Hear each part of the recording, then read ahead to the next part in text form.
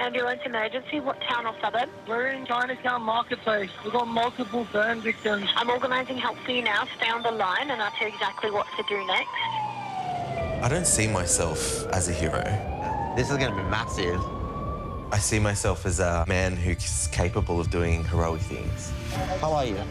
You okay? Seeing people's faces when we arrive and that sense of relief makes me feel really proud. I've dedicated my life to becoming a paramedic. Should we give Poppy some medication to make him feel a bit better? We go to people on the worst days of their life. Scared you? All right, okay. All your numbers are good. But if you can make it a positive experience and not as scary. Good as new. Thank you very much. For me, that's really rewarding. This is for you. Is she conscious? Is she breathing? She's not breathing. She's not breathing. New South Wales Ambulance responds to a staggering 1.2 million incidents each year. A gentleman just come off a quad bike and it just slipped on him. She's pumping blood out of her nose and her leg. With unprecedented access to the heart of Sydney's control centre. So listen carefully and I'll Tell you how to do resuscitation, okay? Having that voice reassures them that they've got someone there. Is he awake? Just send the ambulance. I'm sending the ambulance. The ambulance is coming lights and sirens as fast as they can. We capture the moment the emergency call comes in. Can you put someone sober on the phone? If you require an ambulance to meet you, we need you to pull over now. And the ambulance is dispatched. We're 4 minutes now. And take you to the paramedics on the front line, covering 5 superstations across the entire metropolitan area. Come on, matey. Each responder We've sent 1, 2, 3, 4, 5, 6, 7 resources. plays a crucial role. Need to get everyone away from the power pole right now. Get out of the way, mate. Move! I'm not a big fan of the term hero. We're very ordinary people doing an amazing job out there. In life and death. Sorry. That was just really sad. Emergencies. All right, keep going. 1, 2, 3, 4. But you can't come into this job saying, oh no job will affect me, because then you're not human. You need to have that emotion. Where they must be prepared She's got 10% full thickness burns to her head. for anything. So the bathroom window's open. Oh, hold on, hold on. Don't forget to hose the concrete. They were so cute. I hope we're going to be like them when we're in our 80s. She can have a super chill day, nothing major going on, and then out of nowhere it's like... And where every decision can change a life. The paramedics have saved the day. There's a lot of moments in the job that get really tough. It takes a particular type of person to be able to go see the stuff that we see, but we do it every day.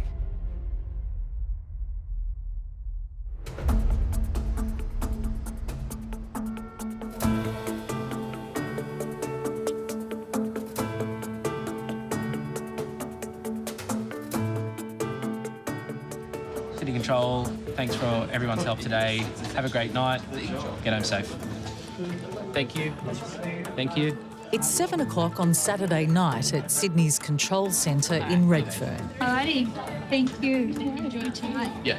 It's changeover time for Australia's busiest team of call takers Okay, that's really good. Just stay nice and calm. I'm going to help you, okay? We'll do this together. and dispatches. I've currently got 3 primary care cars and an IC car on the way. And this is the pinnacle. It has to work like a cog. The whole process. But this is the beginning. This is the start of it. This is where it all happens.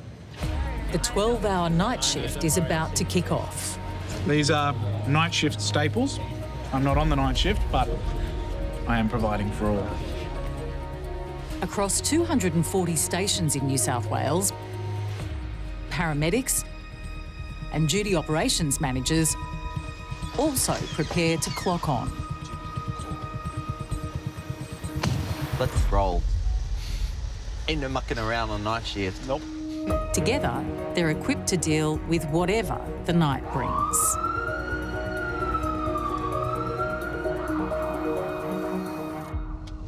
What time did you go to sleep this morning? 10:20, I think. You?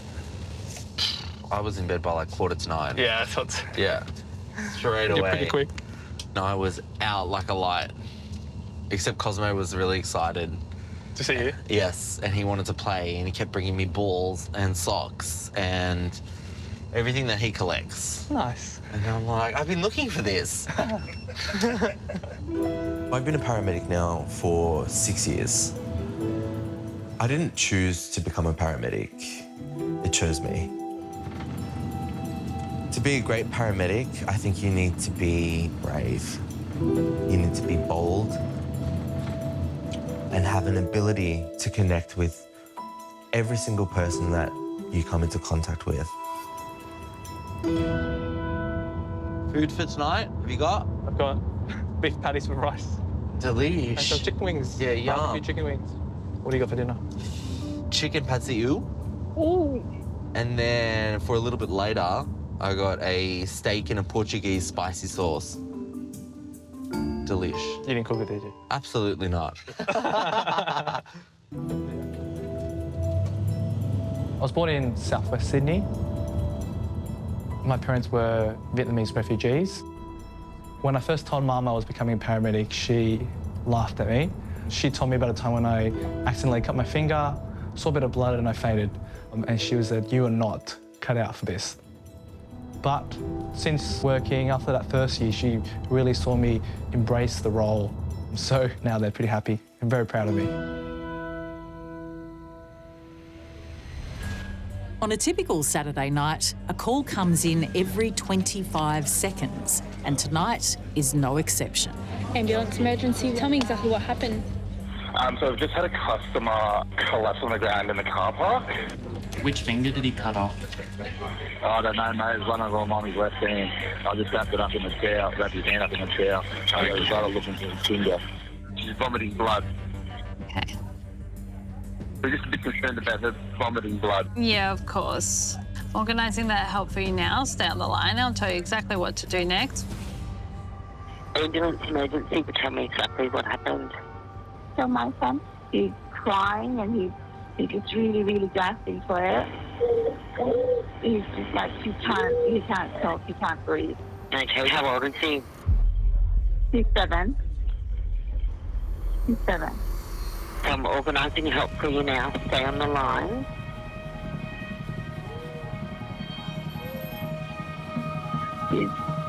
It's okay, Mommy. It's okay. It's just, yeah. Yeah. He's really scared because he can't breathe. Sydney to 885. Going to 1A. Ineffective breathing, gasping for air. A patient in respiratory distress is classed as a 1A emergency, and 2 ambulances are dispatched. We're responding to a 1A, a 7-year-old male, ineffective breathing, son is struggling to breathe, gasping for air. In car 885, intensive care paramedic Jason and partner Paul are 10 minutes away, while another crew is 7 minutes from the scene. I probably get most scared when we get called out to a serious pediatric case because they're so vulnerable and they're so little and they can crash hard and they can crash fast.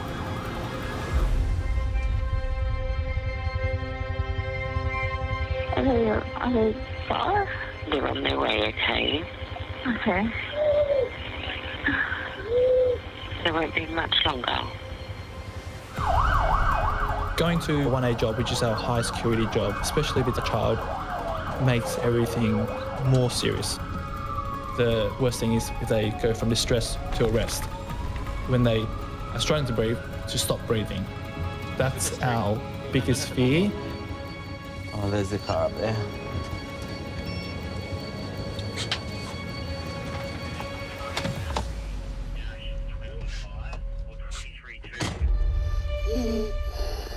Hello. My name's Paul. I've got Dom, Laura, Jason. What's your name, little man? Hayden. All right. How long has he been like this for? 20 minutes. 20 minutes, okay. And this has happened to him before? He was very little. Very little. Yeah.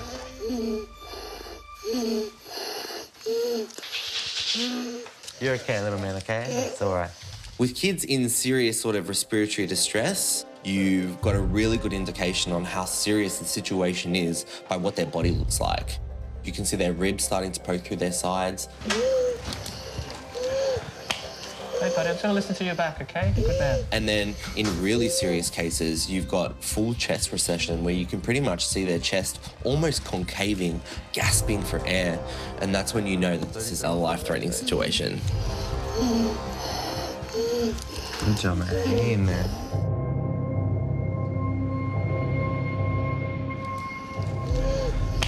Hey, buddy, I'm just going to listen to your back, okay? Good man. On Sydney's North Shore, paramedics are treating 7-year-old Braden, who is gasping for air. 37.7, great. Paul checks his vital signs while Jason listens to his chest. Yeah, croup. Thank you. Yep. You can tell it's croup just by listening. You can hear croup. You know, they've got a very distinct barking cough. They've got restrictive breathing in the upper airways. You can hear that it was actually life-threatening. All right, does someone want to start drawing up the adrenaline? The nerves? Croup, which is an inflammation of the larynx and windpipe, has severely compromised Braden's breathing. The most important thing about treating kids is making them feel safe. Because if they don't feel that, then they're going to be freaking out, which is going to make their condition a whole lot worse. So what we're going to do, okay, we're going to get the medication that's going to help him open up his airway.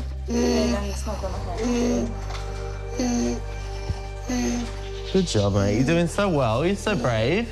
My primary focus is the patient, so I'm there with them, trying to comfort and soothe the situation for them, making sure that they know what's going on. Cool, so we're gonna stick a mask on your face in a minute, and it's gonna be this magic cloud. It's gonna be a little bit noisy, and it's gonna be, and it's gonna have all this smoke around your mouth, and it's gonna help go into your throat. It's gonna make it easier for you to breathe, okay? We're gonna put this on your face now, okay? Gonna do this.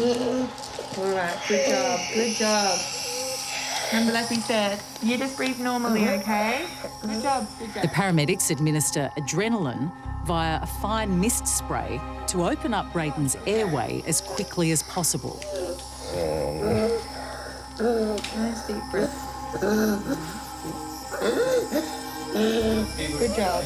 You're doing so well. So well. You're so brave. Funny, doesn't it? Good job, doing well.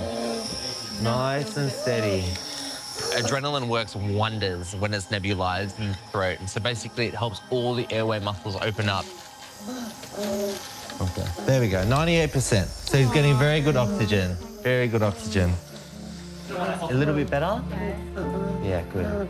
I felt so good. Yeah. Sounds like you got a little frog in there. You're doing well, buddy. Check that as well later. Good job. What's your brother's name? Mason. Mason. Cool. Do you guys get along? Yeah, nice. Sometimes. It's always nice to see, you know, your patients go from being seriously sick and unwell to recovery. It's also really nice to be able to actively see treatment working. Now that Braden's breathing has improved, Paul and Jason can transport him to hospital for observation and further treatment. Give him a wave. And a thumbs up. Yeah. His breathing is sounding so much better. Good. Is it exciting? All right, my friend, it's me and you. Your dad's gonna sit right behind you, okay? Do you feel like your breathing's getting better? You can just nod or shake your head. Better? Excellent. But my throat still hurts. Yeah, it's gonna be a bit sore because it's got a little smooshed. That's what this croup does. It restricts it a little bit like this. So when you're breathing, all the muscles in there are like working hard like that. So they rub and it gets sore. All right, so what do we do when we're in the car? We put our seatbelts. Good, man. Lots of seatbelts. All right, so this one gonna come under here. Another one over here. Because Jason's driving. His numbers are good now? Yeah, perfect. We've got a 127, 133 on the life pack. Yeah, I'm just In those sorts of situations, once all the boxes are ticked and we've administered what we needed to administer, my job then is to make the child feel better.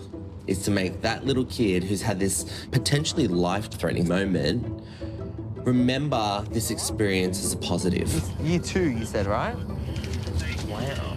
Do you know what you want to be when you grow up? No idea? What about a paramedic? Me. You get to go to people's houses and you get to help them when they're not feeling good. It's pretty cool. And you get to drive really fast. It's always fun. You like balloons? Same. I'm naturally kind of childish myself in some certain ways. So I sort of just have a way of making them feel safe and building rapport. Check out this guy. You know, because they're going to remember this for a really long time. They're going to remember this possibly for their whole life. You get a glove chicken. Every kid that comes into my ambulance gets a glove chicken. Gorgeous.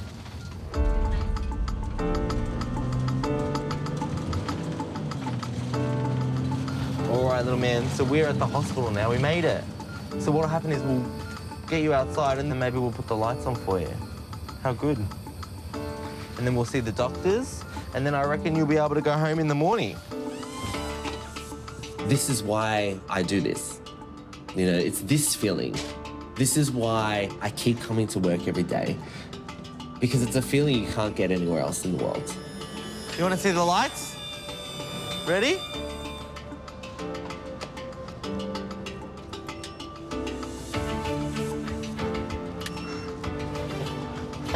They're pretty cool, hey?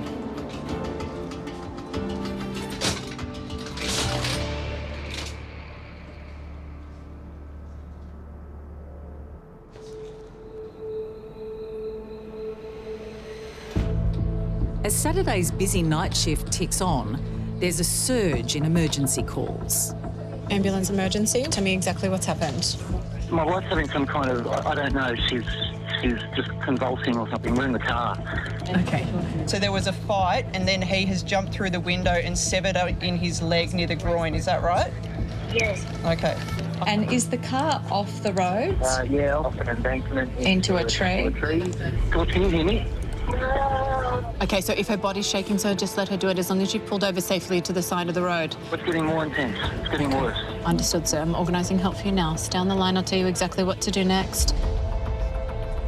Between 3,000 and 5,000 calls for help are answered every day. And tonight, there's added pressure on the team in dispatch to juggle all the resources required. Sydney 338, I'm going to reassign you to a 1A in Gravesend, thanks. 338. We had about 15 other emergency jobs come in at the same time. Sue? Yeah. You're happy that the two Castle Hills are the same MVA? Yes. Thank you. We've been borrowing a lot of cars from other areas to come in to help us with that workload, and it's got it covered now. But yes, for a few minutes there, it was pretty chaotic. But an alert comes in from Sydney's emergency services. Major MVA, one person trapped. A multi-vehicle accident in Annangrove in Sydney's west. We need the car that's doing the IMS to go, and we need 311 to go.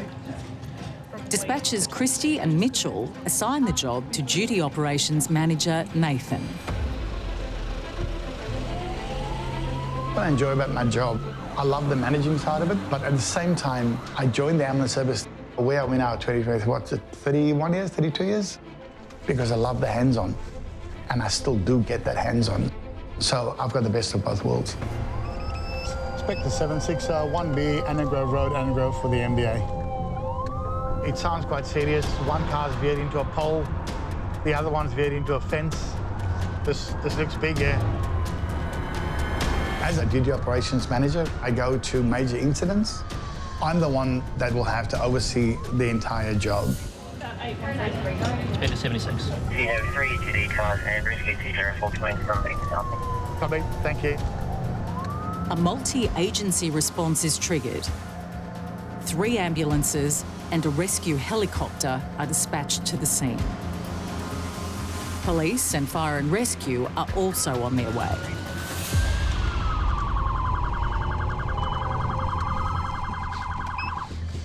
Where's the incident?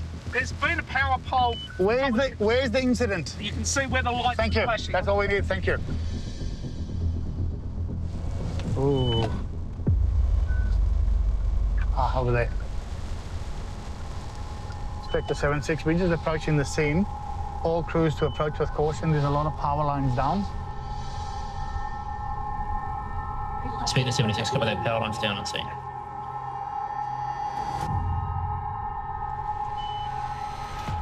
These overhead power lines could carry 132,000 volts. Get out of the way, mate! Move! And are potentially lethal to anyone who touches them. Affirmative. This road needs to be shut off by the police urgently.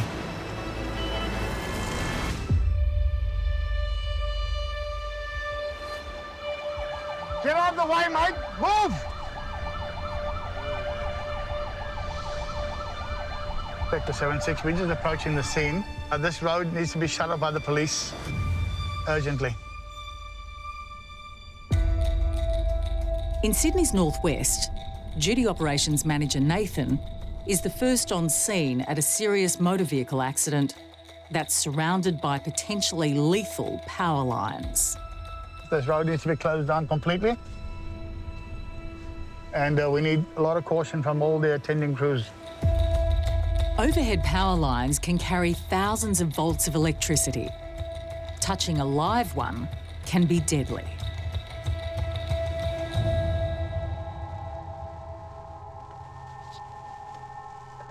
All right. Jobs like these are major incidents. So my role, I'm the commander. Hi, mate, can you move away from the wires, please, buddy? I need to ensure, first and foremost, the safety of the scene, the condition of the patient, and what other resources we need. Is that the only vehicle? Is there another one? Is it further down? A second car involved in the accident is several metres away. Hi, guys. Is anyone touching anyone in the car? It's just you? You okay? Nathan confirms the driver of the second vehicle has no obvious injuries, but due to the extreme risk, Nathan and his team can't approach the other vehicle until he's sure it is safe. Just let me know how many patients you got there and if they're trapped. One patient, okay. Inspector 76. Inspector 76, go ahead. 2-car MBA. The 2 cars are about 50 metres apart from each other. We only have one patient to be treating at this stage. The patient is still code 9. A code 9 means the patient is still trapped in the vehicle. We'll let you know further once we have full access to the patient. I say again, we need electricity, police, very urgently, as well as rescue, due to the power lines. This road is completely shut down now. Inspector 76, cover that, thank you. These wires, I need to get the cops to get people off the scene here. There's too many people here. With one patient with unknown injuries trapped inside the vehicle, paramedics still can't reach them until Nathan gets the all clear. Have you guys established whether this is alive yet or no? We're treating it as live? Yes, awesome. Treated all as bitey. As bitey, yeah. So we treat it as live at the moment. It is a high risk because we have a lot of live wires we're working with. The thing that's paramount for all of us, our safety always comes first. After consultation with fire and rescue, Nathan is given the all clear to proceed with caution to access the patient. We're treating these wires as live. Fortunately, we have access underneath them. And we've done a risk assessment and we felt it was safe for us to get to the patient. I need... You're okay, Robert. You're okay. You're okay. It's okay. You're It's okay. So just a compound of the left hand. Make sure he doesn't have a head injury as well. So it appears as she hit one car and then flattened the power pole, end up in a fence. He's got a compound fracture of his left forearm. A compound fracture is when a broken bone breaks through the skin. No, stop. But the bigger concern is that Robin may have sustained a serious head injury. That can't be determined until he's safely extracted from the vehicle. And it appears he might have a slight head injury because his level of consciousness is decreased at the moment. When you have a head injury, it can cause confusion. They're not aware of what they're doing and they can cause themselves further injury. We have to make them comfortable. We can give certain drugs to calm the patient. I'm gonna look after him, okay? I'm gonna take you up to the hospital. Okay, let's get him out the car on the stretcher and then we'll sort him out. Okay, do we need the medical team? I think we should be fine. We're fine, I'll call it the medical team then. Spectre 76. Thank you. You can call it the medical team. We don't need to rescue 204. Inspector 76, cover that. We'll call off the helos. With the rescue helicopter team called off, the paramedics can now extract Robin from the vehicle. Before removing someone involved in an MVA from their vehicle, we often apply a neck brace. This is not always the case. Sometimes there's more risk involved in putting on a collar on these patients. 7-6, the patient has now been extricated. Goodness me, extremely lucky, yeah. I mean, the potential of quite severe injuries. Wow. Robin, you remember anything? You've got a broken arm. You've had a big car accident, okay? I have? Yeah. Shit. Well, we're just here looking after you. Okay? We're just stabilising him and then we're going to head off to Westmead. Oh, yeah. He's trying to pop a little cannula in your arm so he can give you some medication to make you feel better. All right, let's go, guys.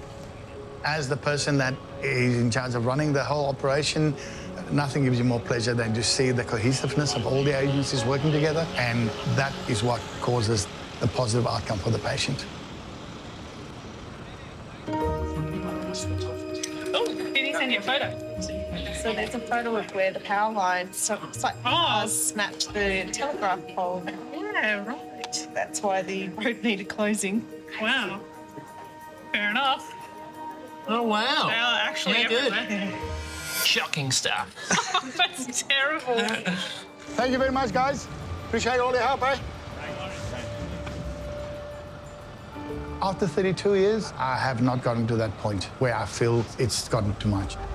I love it. I love what I do. I love my team. So, no, I still want to keep going. Hi, cuz. Happy birthday to you. Happy birthday to you. Happy birthday, dear Nathan. Happy birthday to you. Oh, my goodness. You just made my day. And I really feel special. Thank you so much. All the best. God bless. Thanks for your help, gentlemen. Appreciate it. Thank you.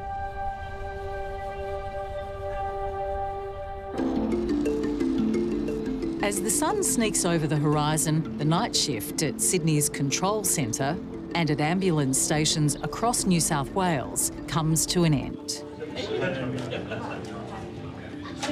Bye. It's time for the day shift to take the helm. Got just a latte, full cream milk, half strength double shot, soy. You lying? I'm writing this down. Just a latte, full cream milk. Over the next 12 hours, they'll receive more than 1,300 calls. Hi, this is the ambulance service. Can you tell me exactly what's happened? Which makes this the busiest control centre in the Southern Hemisphere. Is she still unconscious? Yes. Now, other than her head, was any other part of her body injured? As the new team of dispatchers and call takers prepares themselves for the day ahead, Has he ever had a heart attack or angina? the only certainty is the emergency calls will keep coming. And his teeth have fallen out.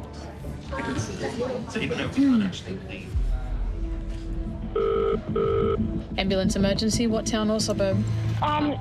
Sydney, I don't know. Mum, are you awake? What do I do? She's on the floor. What's your phone number? I don't know my phone number. That's okay. Take a nice deep breath and then tell me exactly what's happened. She's on the floor. Yeah. Shaking. Is she having a seizure? Yeah, I don't know what's happening. What do I do? Okay, how old are they? She's 50 something, I forgot. I can't remember. How old are you? I'm 12. You're 12, okay. Is there another adult there? No, my dad's in hospital. Okay, that's okay. So it looks like she's shaking like she's having a seizure. She stops now. She's Stop now. Okay. Can you tell me, is she awake? No, I don't know. Mom, are you there? She's moving. I don't know if she's awake. Are you awake? Is she breathing? I'm tapping her. She's breathing. Like sometimes after a seizure, they can be out of it, okay? So I am organising help for you now, okay? A seizure occurs when there's a burst of abnormal electrical activity in the brain. It becomes dangerous when it continues for more than 5 minutes. The closest ambulance is still 8 minutes away. She's tapping her head on the wall. Can you put something soft under her head for me? Is that her screaming? Yeah, she's screaming. Okay. Can you ask She her? doesn't want me to put the pillow in her head. She doesn't want me to put the pillow in her Okay, head. that's okay, all right. Is your mum a diabetic? No, she's not diabetic. Does she have epilepsy? No. Does she have a history of stroke or brain tumour? She has a brain tumour. She has a brain tumour.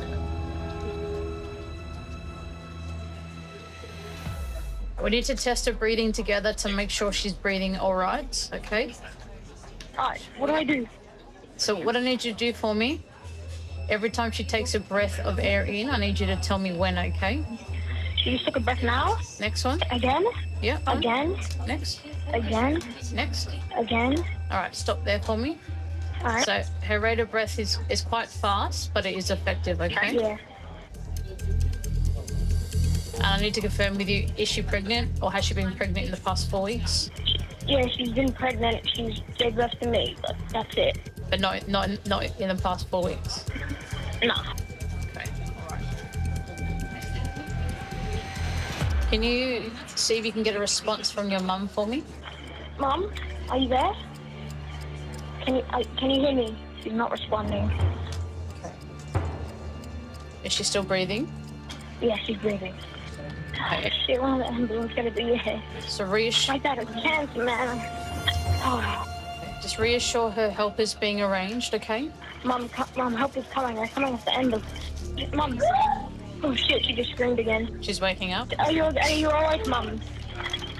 Are you okay? Okay, just keep reassuring her. She may be a bit confused, okay? You were shaking on the floor. The ambulance is coming, okay? It's alright, it's alright. No. I've got a child caller with his mum who's having a seizure. How old is the child, do you know? 12 years old. No, don't stand up, don't stand up. You're alright, Mama, you're alright. Don't stand up. Okay, that's okay. Just do your best to reassure her. Sit on here, sit on the lounge. Shit. Okay, come on. I got you, Mom. Alright. And what's happening? She's running around right now. She's running around. Sit down. She's fallen down. It's alright. No. Okay. Listen to me. Yeah? Okay, you need to just keep reassuring her that the ambulance is coming, okay? The ambulance is coming. Dude, she's gonna die.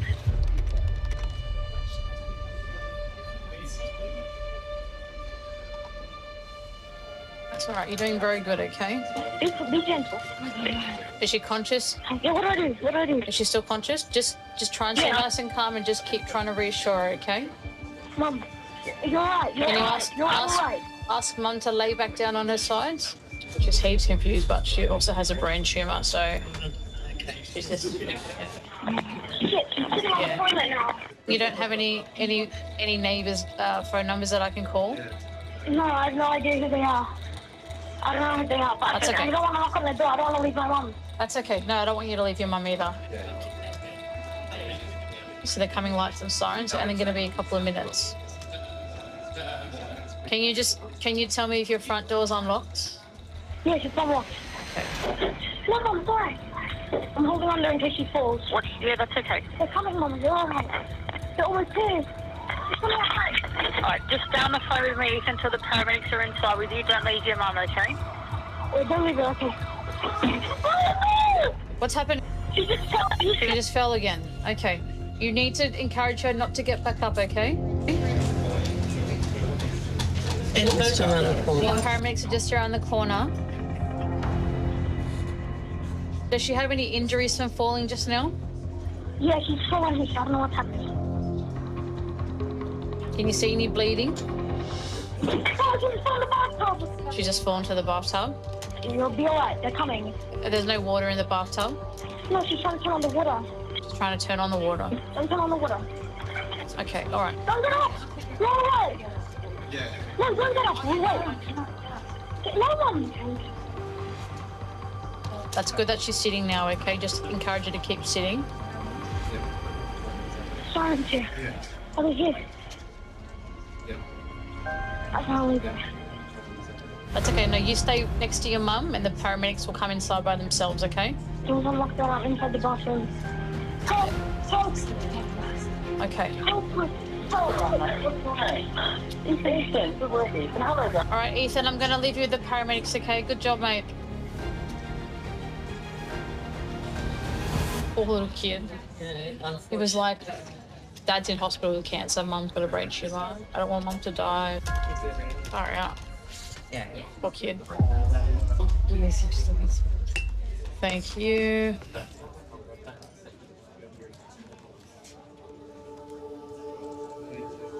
Hectic.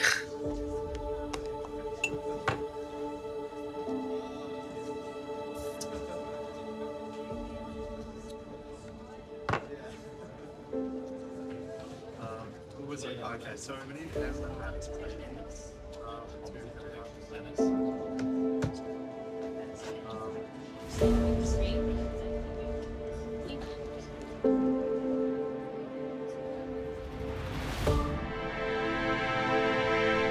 At Liverpool Superstation in Sydney's sprawling southwest, intensive care paramedic Hayley and partner Jazz have clocked on for their 7 to 7 day shift.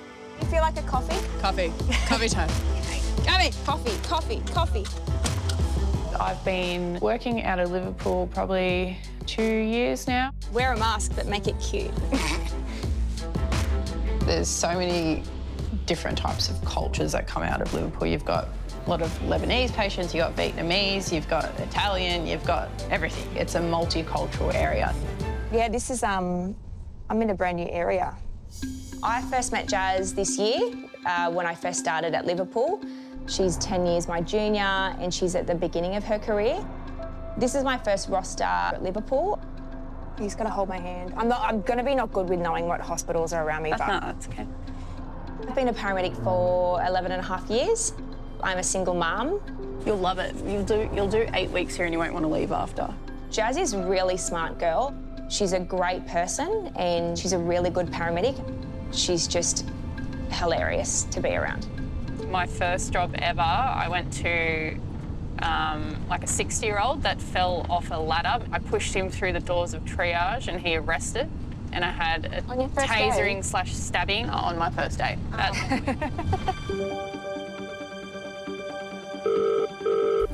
Ambulance emergency, what town or suburb? Okay, tell me exactly what's happened. She's got 39 weeks and 3 days. The baby's trying to push up now. All right, and is she having contractions? They're having pain every minute. Baby's breached though.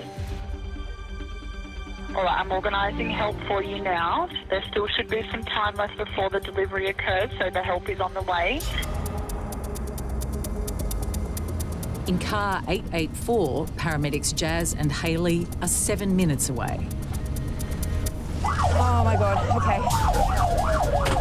So we're going to a 29-year-old female in labour. So it's a breech birth, 39 weeks, it's really bad. Anytime it comes down on our screen, imminent birth, and it says breech, your alarm bells start ringing because a lot can go wrong. A breech birth is when a baby is born bottom first instead of head first. It's the baby's upside down. So this is the worst when the foot comes. If you see a foot, bad. Breech deliveries are extremely dangerous deliveries, particularly outside of a hospital. There are so many complications that can happen from a breech delivery. I'll just ask for another car. Absolutely, yes. 884. 2 patients, 2 ambulances. 884, can we get another car started since this is a breech birth? In breech deliveries, we are looking after 2 patients, and either one of those can be really critical patients. Another ambulance is dispatched to the Cabramatta address. Duty Operations Manager Joe is also called in.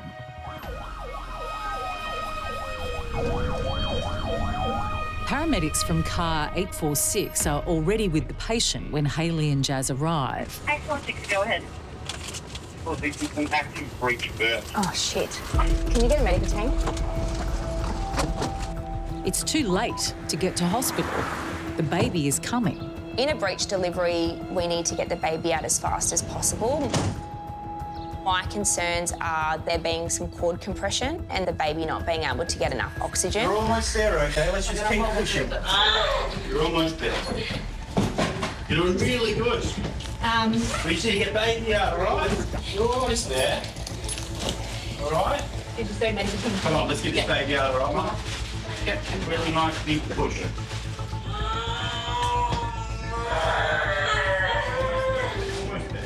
All right. We've almost got the head. You've got both arms. The last one's just the head, okay? Once the body delivers, we want to see the head being delivered in a fast amount of time. Okay. The risk is that they go into cardiac arrest. You are essentially blocking off oxygen to that baby. We need to set up for a resus. A resus? Yeah. Jazz and Hayley prepare for a neonatal resuscitation. All right, can you stand up for me? Stand up. Keep grabbing to help you, okay?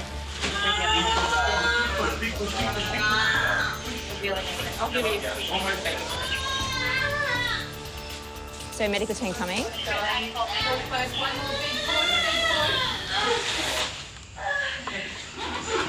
right, well done, Liz, darling.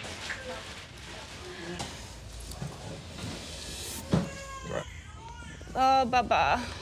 Yeah. Hey. Yeah. Little boy. Congratulations. Well done. Hearing the baby cry in a birth is the most relieving thing that we can possibly hear because they have taken a breath and we can all take a breath. Really, really, really good heart rate. Congratulations, sweetheart. It's that thank God moment. I'm just going to give him some stimulation, darling. I'm so proud of you. You did it. You did it all on your own. It's a very stressful situation if it is a breech birth, but if it turns out well, it's amazing. You get to see someone's first moments in the world. It starts crying and you put the baby on the mum's chest. It's beautiful. How do you feel, Mum? Yeah. Good. Good? Congratulations. All right, so what I'm thinking, if you're happy, while you're getting this sorted, we might wrap Arthur, get him in a nappy and so forth. We'll get you in the car. And, yeah, good plan? All right. Happy with the outcome and a picture taken for Mum, Hayley and Jazz get ready to transport baby Arthur to hospital. Hey, Cam, we're very rigid. It's like we're almost... Dislocated? Yeah. It's a possibility. Definitely. Look, because we've got lateral, do you know what I mean? 100%. So let's get... That's what I'm worried about that as well. Jazz, I'm really concerned about the legs. That is not normal. That's changing as well. We need to get going now. The rigid position of Arthur's legs is a serious concern.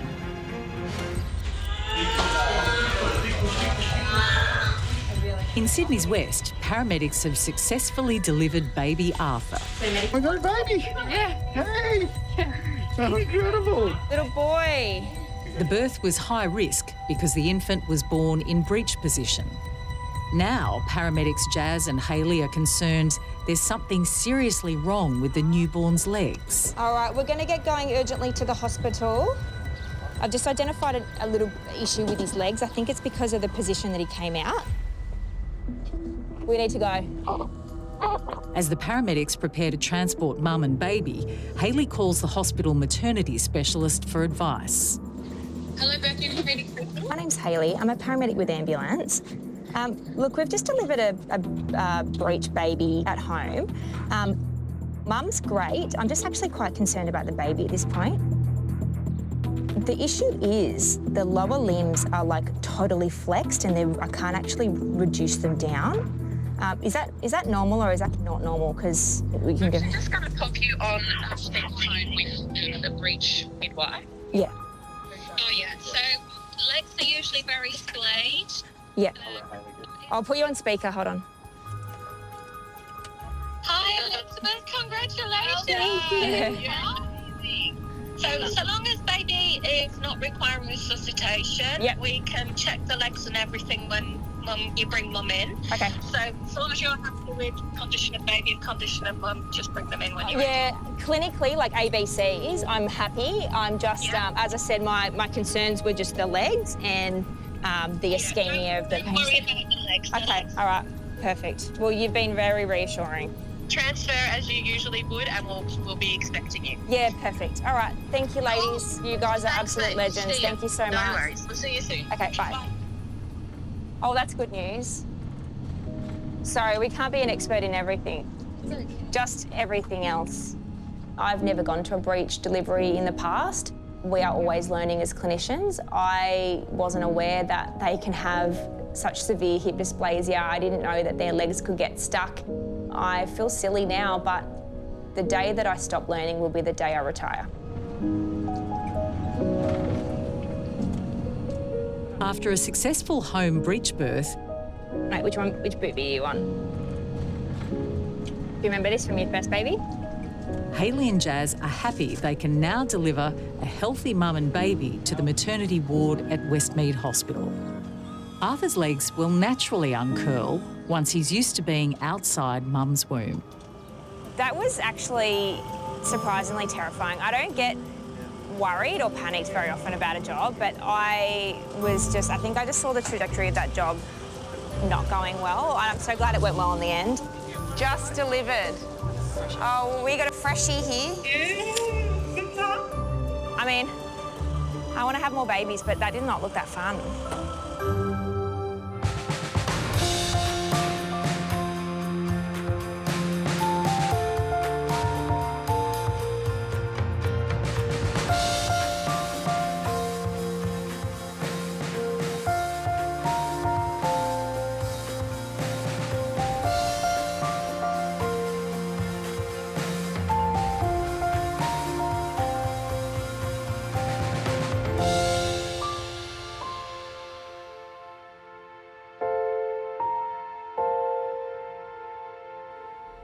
Next time,